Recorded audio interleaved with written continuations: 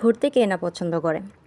বাচ্চারা যদি খাওয়া দাওয়া বাদ দিয়ে সারাদিন বাইরে বাইরে ঘুরতে পারতো তাহলে ওদের কাছে ওটাই বেশি ভালো লাগতো।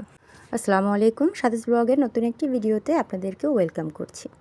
বাইরে যাওয়ার জন্য এতই এক্সাইটেড ছিল যে গাড়িতে ওঠার সাথে সাথেই ঘুমিয়ে গেছে। তো পার্কে যাওয়ার আগে আমরা একটু শপিং মলে ঢুকেছিলাম কিছু স্ন্যাক্স নেওয়ার জন্য। তো এখানে দেখলাম যে একদম ফ্রেশ চিংড়ি মাছ আছে, তো নিয়ে নিলাম। সাথে ফাহাদের জন্য কলা নিয়ে নিয়েছি, এই কলাগুলো অনেক পছন্দ করে। তো এখান থেকে দেখছিলাম কি নেওয়া যায়। তো সবজি এখানে তেমন একটা ভালো লাগছিল না, তো কিছু পরোটা নিয়ে নিলাম। পরোটাও শেষ হয়ে গিয়েছে। তো এটা হচ্ছে ফ্রিজিং এরিয়া, এখানে সব ফ্রোজেন আইটেম পাওয়া যায়। এখানে লেগ পিস নিয়ে নিলাম। তো এখানে অনেক রকমের ফল ছিল, কিন্তু দেখতেছিলাম যে আসলে আমরা কোনটা নিব। তো অনেক দিন ধরে শাম্মাম খাওয়া হয় না, তাই শাম্মামটা নিয়ে নিলাম।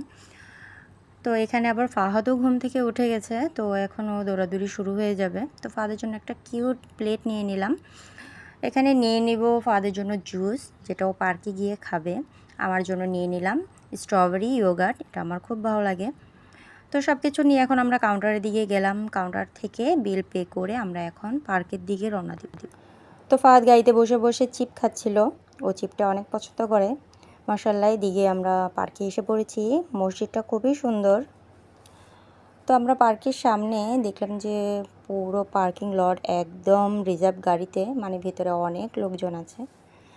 এই তো এখানে পার্কগুলো আসলে অনেক সুন্দর হয়, একদম গাছে ভরা, মানে একদম সবুজ, আর অনেক বড় বড় পার্ক হয় এখানে।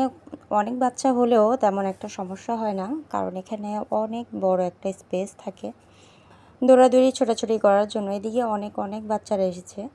আসলে আমরা সবসময় রাত্রে আসি, কারণ দিনের বেলা তো এখানে আসা হয় না, আর গরমের দিনে এখানে দিনের বেলা কেউই আসে না। তো আমাদের সুবিধা হয় একটু রাত্রেই, তো ফ্রি থাকি আমরা রাতের বেলায়, তাই আমরা রাতের বেলাতেই আসি।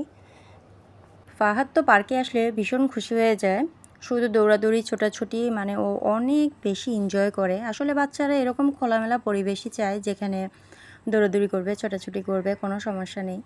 তো ঘরের মধ্যে থাকতে থাকতে আসলেই বাচ্চারা অনেক বোর হয়ে যায়। তো আমরাও চেষ্টা করি 2-1 দিন পর পরই ওকে পার্কে নিয়ে আসার, যেন ও একটু রিফ্রেশ ফিল করে। তো এখানে তো ফাহাদ অনেক এনজয় করতেছে।